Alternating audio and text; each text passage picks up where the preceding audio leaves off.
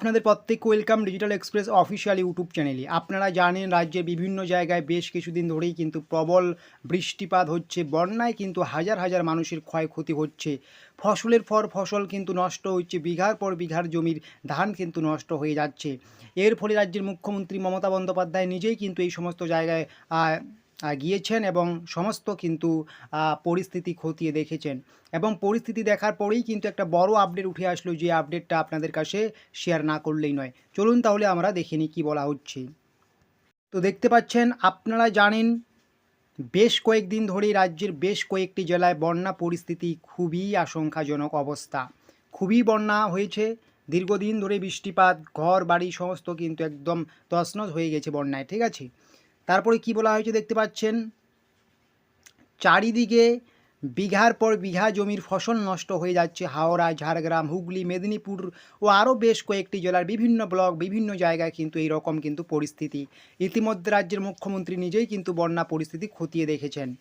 তারপরে কি বলা হয়েছে, বেশ কিছুদিনের মধ্যেই কিন্তু প্রাথমিক রিপোর্ট পেশ করে এই সমস্ত কৃষক ও সর্বহারা মানুষদের ফসলের ক্ষতিপূরণ বাবদ বিশেষ অর্থ দেওয়া হবে, এমনই খবর উঠে আসলো। মানে সর্বহারা কৃষকদের ফসলের ক্ষতিপূরণ বাবদ কিন্তু কিছু টাকা দিতে বা কিছু সাহায্য করতে কিন্তু রাজ্য সরকার পাশে দাঁড়াবেন, এই রকমই কিন্তু বড় আপডেট উঠে আসলো বিভিন্ন জায়গায়।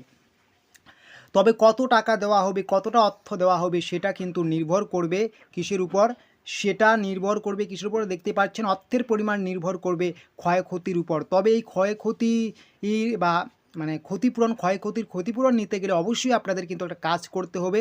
সেটা দেখতে পাচ্ছেন, বলা হয়েছে যে বাংলার শস্য বিমা প্রকল্পে আপনার নাম নথিভুক্ত করতে হবে, বা বাংলার শস্য বিমা প্রকল্পে বা ফর্মটা আপনাকে ভর্তি করতে হবে, তবেই কিন্তু আপনারা এই সুযোগ সুবিধা পাবেন, না হলে কিন্তু পাবেন না।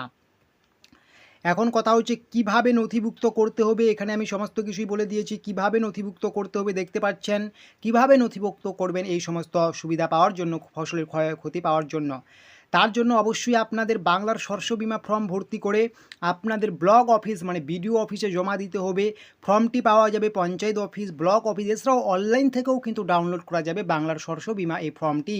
এই ফর্মটি ডাউনলোড করে আপনাদের ভর্তি করতে হবে। ভর্তি করে সেটা কিন্তু নির্দিষ্ট ডকুমেন্ট, আধার কার্ড থেকে শুরু করে ব্যাঙ্ক পাসবুক থেকে শুরু করে যাবতীয় ডকুমেন্টস নিয়ে কিন্তু আপনার ব্লক অফিস, পঞ্চায়েত অফিস এই সমস্ত জায়গায় কিন্তু আপনাদেরকে জমা করতে হবে।